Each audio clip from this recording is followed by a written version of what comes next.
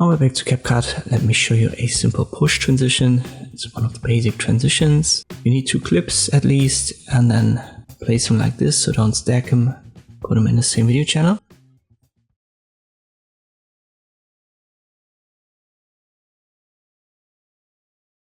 Go to transitions, open a drop down under basic, you should find them.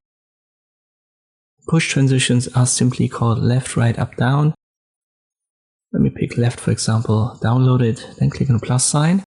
If you get this warning message here, just confirm it. It's going to duplicate a couple of frames. And there you go. This is now being pushed. When the video has a different format, you may have to reset that here to 16:9 and get back to the first one. And here it is already set to 16:9. I have to scale it up a little bit. This is something that you may have to do depending on the format of your clips.